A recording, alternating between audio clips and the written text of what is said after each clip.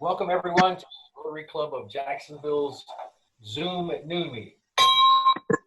Now call the meeting to order by ringing the Rotary bell. We have a packed program today and plan to adjourn by 12:45. During the program, everyone will be on mute, so please feel free to submit questions by utilizing the chat function. John Cooksey will provide today's invocation. John? Thank you, President Jerry. Everyone, please pray with me. Father, in this time of COVID-19 and social unrest, we come to you full of anxiety about what may happen in the coming days and weeks. Shower us with peace and make us into steady pillars for those around us. Even as we are asked to keep our distance from others, help us to find ways to reach out to those who need our support. We pray especially for those whose incomes and livelihoods are threatened, for the children who will miss meals due to school closures, for those already isolated, lonely, and scared. Give them peace, and through the hands of all of us, ensure they have what they need. Sustain, strengthen, and protect all caregivers. Bless them as they offer compassionate care and show selfless courage in the face of risk. To the world leaders, grant the wisdom to see beyond the boundaries of race, religion, and nation, to that common humanity that makes us all brothers and sisters to one another. We ask your blessings upon our Rotary Club and the Rotary Clubs around the world. Help us be examples to others of peace and healing. We give thanks for all our continued blessings in this life. We ask that you keep us ever mindful of the needs of others. Amen. Thank you, John. The membership vote taken online over the past 13 days unanimously approved all proposed revisions to the current bylaws. 80 members participated in the voting. The revised bylaws go into effect immediately. A final copy of the approved bylaws will be posted on our club website along with the club constitution. Later this month, the proposed restructuring of the Rotary Charity Foundation will also be presented for a supporting vote of members of the Charity Foundation. I want to thank Howard Kelly again, Mike Fish, past President Howard Dale, past Member Tommy Grimes, the entire Charters and Bylaw Committee. Great work in this tedious process. Scott Eder served 3 decades in the United States Army Special Forces and the Central Intelligence Agency. He has been a valuable asset to our club since joining in 2016. Scott will introduce today's speaker. Scott? Thank you, President Jerry, and I apologize. I too had to go to my iPhone. It's my pleasure today to introduce Director Mike Bruno from the Jacksonville Sheriff's Office.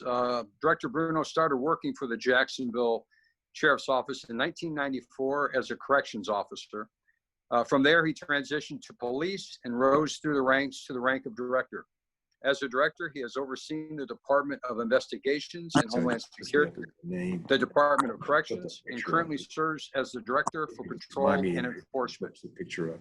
Director Bruno has worked as a commanding officer in every department within the Jacksonville Sheriff's Office. In 2000, he graduated from the FBI's Hazardous Device School as a bomb technician. He is, and we'll check, and Director Bruno, when you begin speaking, hold your hands up, and we want to make sure you have 10 fingers. He is married and the father of 4 children. He and his wife have a busy home with 2 boys, ages 17 and 14, and 2 girls, ages 12 and 10. It is my honor to present today's guest speaker, Jacksonville Sheriff's Office Director Mike Bruno. Thank you. Thank you. And all the fingers are there. I already showed them when you were finishing up reading that. So yes, that makes me a successful bomb tech. We always said that there are bold bomb techs and there are old bomb techs, but there are no old bold bomb techs. So I'm proud to be becoming an older one, I guess, or more seasoned one. But I have all my digits. So thank you. Thank you for having me today. This is a good opportunity to kind of share some things going on in the Jacksonville Sheriff's Office with the community. I was going to touch on 4 topics today: RNC, COVID, the protest, and obviously something that's been weighing on all of us lately, the hurricane. So thankfully we dodged one over the weekend and through the night. So hopefully our luck will hold up. 2020 hasn't been the best to us. So it's nice to something to go our way. Where I wanted to start at with the RNC is we started hearing conversations and throughout the city and really throughout the country that the RNC was coming toward in our direction in early June. So we started our planning to really host that event to the best of our ability. We had less than 90 days to set that plan in action. Charlotte had roughly 2 years to put something together, and we were going to do it in 90 days, and we were going to do our best at putting it together. We've hosted many events, and we were ready for this and for the challenge. Some of our biggest challenges that we were facing were staffing and logistics. I know the sheriff touched on it in his conversations with the public, but he never really got into numbers. And so I kind of wanted to share with everyone today what those numbers look like for us. So JSO staffing for sworn police officers is just over 1,800. Looking at the plans in the previous years, whether it's Charlotte, Tampa, Cleveland, all of these places, we were looking at asking for roughly an additional 2,000 police officers in addition to the 1,800 that we have here. We were also looking at 1,700 National Guard personnel and another 700 mobile field force, which is like crowd control and those kinds of things.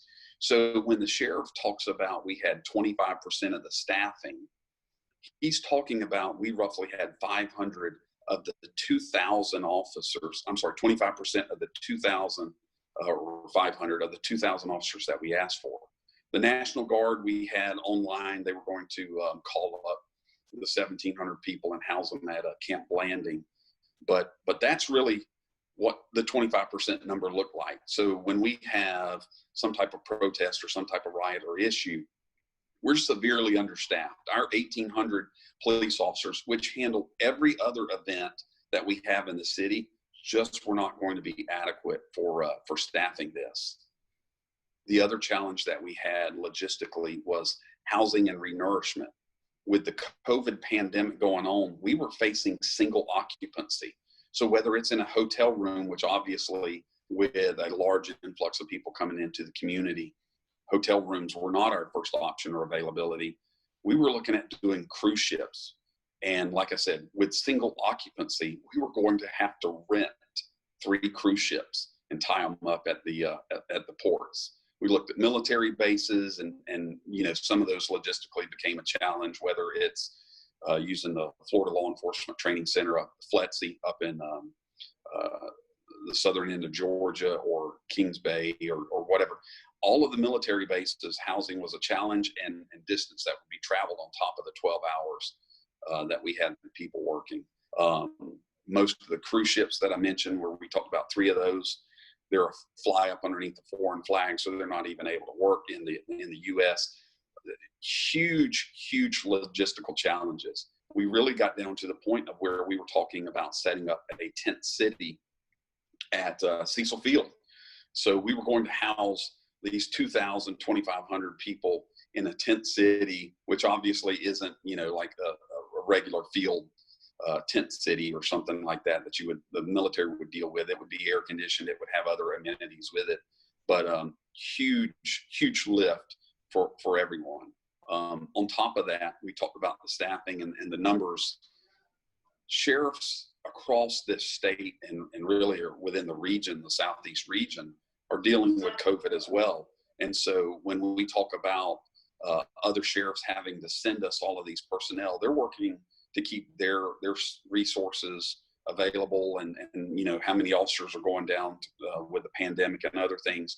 So really it starts adding layers to the complexity of this. And I understand why some of the, you know, why we had such a hard time getting some of the staffing, but you know, you really need that kind of staffing when you bring this event to town. The 5 largest entities that we dealt with were obviously the FBI, United States Secret Service, the RNC, the White House, and the campaign. Those were the 5 primary planners that were from the outside. And then obviously we have within the city of Jacksonville, JFRD and JSO. So you have a lot of people sitting at the table developing these plans, developing the security footprint internally, externally, developing intelligence, counterintelligence, and establishing what that's going to look like. And in Charlotte, the plan had originally been to lay almost 6 miles of unscalable fencing, which is basically an 11-foot fence that's put around the perimeter of the convention center. We were looking at doing the same thing here. So massive undertaking. And when you hear the events coming, we picture events that we know in our head, but it's really, it's really a huge event and really changes just the landscape and what things look like downtown. So before I go into my next piece of that, do you want me to take questions for each one, or just go through each of the categories and take them at the end? Scott, you got a preference there? Director, go ahead and take them all at the end. They're going to be done via the chat, and I think President Jerry will ask you them just at the very end. Okay, perfect. Okay, so I'm gonna move on to COVID-19. Obviously, uncharted waters for everyone, our families, us as individuals, and us as an agency.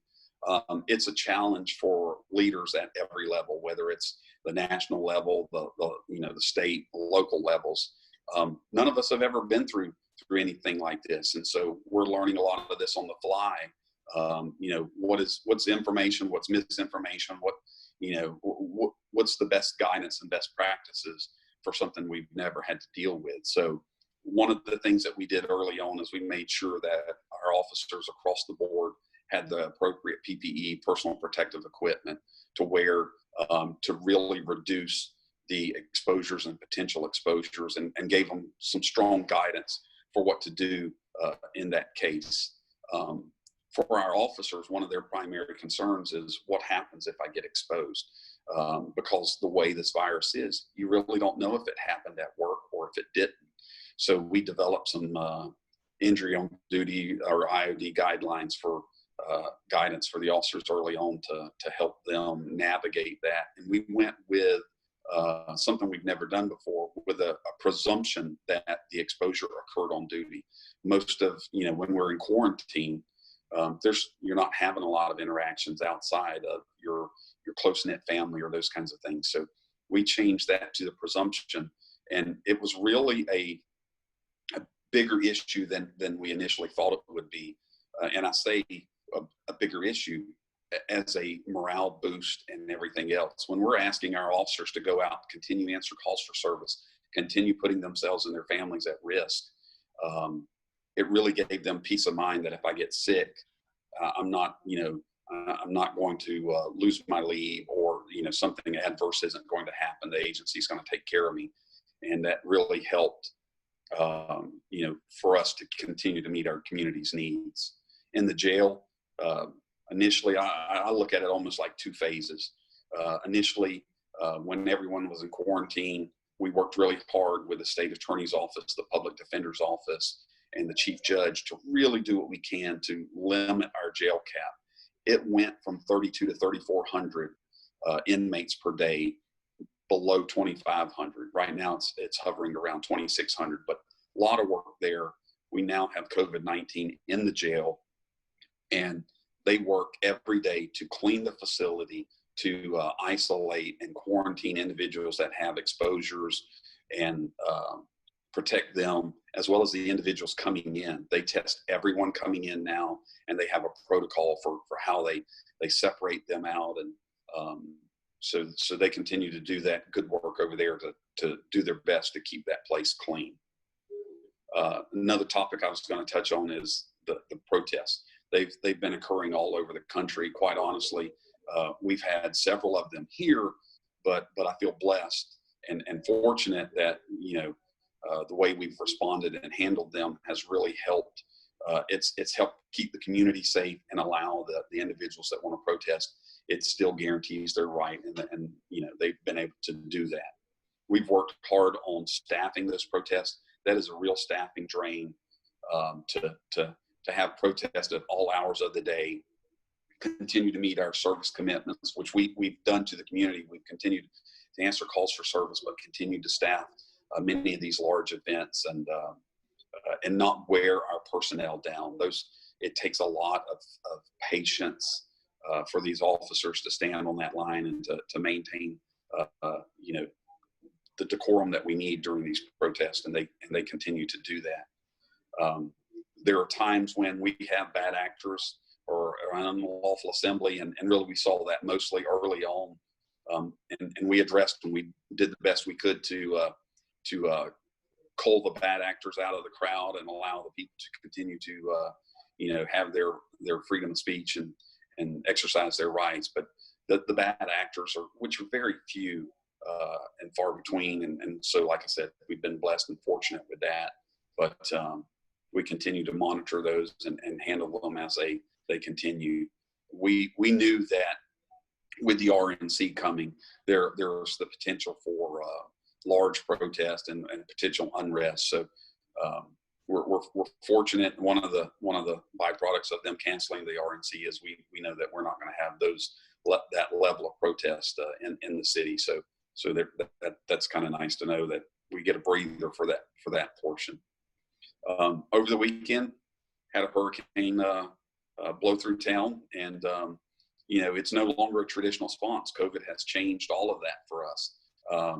Used to, we would open shelters, and if we had the need to open the shelter, but now our current plan was when we open shelters, we would have an additional 17 shelters that we would need to open to have the personal space that's required for social distancing and the personal space for, with the bedding and other things. So that's an enormous or an additional lift that we would have to staff. Like I said, 17 additional locations, shelters opened up. And there's a lot of complexities with that. People with that bring animals or that require specialty needs or like ADA compliant. We have shelters that are for that. We also have shelters for sexual offenders and predators. If they happen to go to a shelter, there's specific requirements for them, and actually there's a specific shelter for them. So you can't just put everyone together. There's a lot of things in planning that go into this to make sure that it works. So those are kind of my 4 topics, and I'll be happy to answer any questions that anyone has related to those 4 or anything else for the sheriff's office. Because like I said, we've always got something going on, so there's always something of interest. Thank you, Director Bruno. We have a few questions. Pete Hicks wants to know, do you have any stats regarding an increase in domestic violence during the COVID period? So I don't have the specific stats in front of me, but we did see an uptick of that, and that's not uncommon. Anytime that people are quarantined or in close quarters, those numbers do rise. I think the sheriff talked about at one point in time, there was like a 20-25% increase or uptick in the number of domestic violence cases. It's really leveled off now because in some regards, now that we're we're not in total lockdown or total quarantine, people have a little bit more latitude in regards to traveling, moving about, and businesses being open. So it's kind of decompressed in some regards, but we did see an initial uptick in our domestic violence calls for service. Next question is from Scott Eater. Does the JSO have an outreach program in place regarding the protests? So we have, it's really multiple layers. One of the things that we do early on is we monitor all of that. We monitor the social media and those kinds of things. And we reach out through our intelligence unit. We have personnel that go and talk to the organizer. What are their needs? What do they need? What do they want to see accomplished here? How can we help with that? Our goal is to allow them, it really is to allow them to voice their opinion in a safe environment and to get their message heard to the individuals that are there attending or whatever. And so we really try to cultivate that relationship between the organizers and the leaders of each of the groups. And, it's better for us. It's better for the community. So that's what we used, and it's worked out well. Scott, Arnold Rogers would like to know, Director Bruno, what percentage of inmates in the jail have been sentenced compared to those who are sitting waiting for bond? So most of the inmates that are sentenced in the jailhouse are trustees. We have 3 facilities within our Department of Corrections. We have the large jail that everyone is familiar with, the pretrial detention facility. We also have Montgomery Correctional Center, which is our prison farm or P farm. We also have CCD, which is Community Corrections Division, which is a much smaller facility, and that's where most of our programs are. So most of the sentenced inmates that are in the pretrial detention facility, except for security risk, are trustees. The other locations, the MCC and CCD, they are sentenced inmates, and so that's where they'll do their sentence there, and whether it's through work release or some other program that they get. The prison farm MCC is about 500 inmates on typically, and CCD is about 200, 250. The majority of the inmates, probably just over 2,000 to 2,300, are housed at the pretrial detention facility, and they are unsentenced. And this is a question I've had myself. Is the JSO seeing a reduction in the number of people who are seeking to become police officers because of the fund of police or any other kind of reaction? Well, we recently met with our training academy. We're continuing to get applications. I mean, there's still a lot of people that want to be the police officers and those kinds of things. We have a different climate here. I know there's a national rhetoric for defunding the police, and obviously there's some local people that want to see the same thing. But overall, we have immense support in this community, and we're not dealing with a lot of the variables that other agencies are. I believe it's going to have some impact on our recruiting and even our retention. But the reality of it is the community support that we continually see. We've got plenty of applications coming in. The other portion of it is, and I know we haven't talked a lot about it here, but we often say in life, be the change that you want to see. It may also open up a pool of applicants that not necessarily want to see the police defunded, but maybe when we talk about community engagement, community involvement, that some of the underutilized communities, we get more applications in that regard because they, like I said, they want to be the change that they want to see. And there's another good, this is a question from Bill Sorensen. Are you finding any stress on your deputies? Are you having to respond to businesses that are not operating at the capacity that they're supposed to operate on, or are they following the mandates?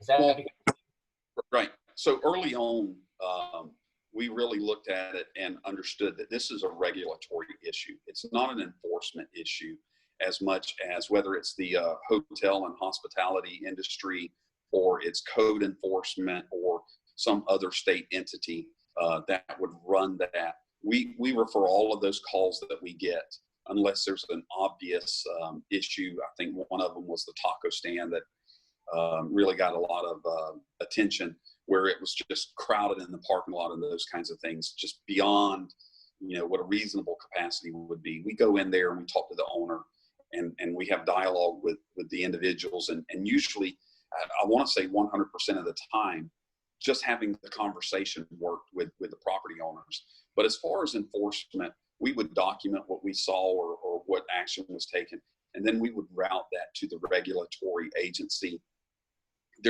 It's just really hard to get into the specific details of individual businesses and those regulations and really come out with a solid answer for our officers. Right. Well, I noticed, I have a personal question. I noticed that the initial, I want to say protests were being handled by one group of people, and then another group of people decided that they wanted to join the protest and take it in another direction. How did you go about handling that? So we have what we call our mobile field force, and they are primarily tasked with crowd control. So when we have protests, we have uniform officers that are there keeping the peace, whether there's a route, a walking route, or some kind of path that we assist them with. But when we start getting to unruly or unlawful assemblies or disruption, or people are just tearing stuff up, that's when we'll bring in the mobile field force. And that's the guys that are they have specialty equipment, specialty training. They have the shields, they have the gas, and they wear primarily a BDU uniform. So that's really kind of how we structure that out. Like I said, as long as the assembly is lawful, we have officers in the dress blues maintaining that. But if anything needs to be addressed, or bad actors pulled out of that, that's typically done through our mobile field force. I have one last question for you. Jim Overton, it seems that gang activity is down. Is there anything that you can attribute that to? Well, and there's always the ebb and flow associated with, criminal activity, whether somebody's in jail or arrested. We've really done a good job throughout all of this, continuing, like I said, to meet our commitment to the community with our calls for service and stay focused on the violent crime. We've still run the deployments, and we've done a really good job on the deployments of really getting to the individuals and the serial trigger pullers and the people that are the real problem for this community. Because I know it doesn't seem like it sometimes, but the reality of it is it's a small group of individuals that are causing the majority of the issues in this city. So that's where our focus is, and we continue to put that focus there. So, we hope those numbers continue to stay down. So that was, I'll ask one last question, and I really appreciate your patience in taking these questions on the fly. Under what circumstances would JSO request federal assistance, like we're seeing in other cities across the country? It looks like it's an issue in some places, doesn't seem to be an issue here. Right. Well, like I said, we're very fortunate. We are the 12th largest population-wise city in the United States. So that's why we have the 1,800 sworn police officers that we have. It would have to be a major event, but even when we had the major events and the early protests that we had, and some bad actors that were in there, we have a well-trained police force and agency that's ready to respond to just about anything that's tossed our way. Obviously, the RNC is a national event and brings in people from all over the country, and from what our planning was there, we needed outside resources. But even when we get to Florida, Georgia football games or large football games, things like that, we've got a large enough and professional enough agency that we can handle most stuff that comes our way. So we're very fortunate and very blessed in that regard. Thank you very much, Director Bruno. I'm very appreciative of you making the time to speak to our club today. Thank you. Yeah. Thank you. Thanks for having me. Yes, sir. Thank you. Take care. Yes, sir. I want to thank Bill Learn for updating and keeping our beautiful website up. Most of our committee assignments have been confirmed. I ask that each member take a scroll through the website and review the list of the club committees. Committee activity is vital to our existence.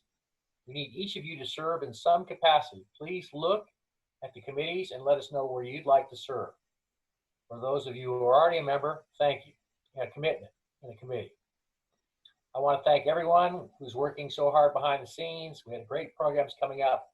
We encourage your attendance each Monday at noon. Next Monday, we will be hearing from President of Baptist Medical Center, Mr. Mike Mayo, who is also a member of our club. He will be bringing us up to date on the health system's response to the COVID-19 crisis. This concludes our meeting.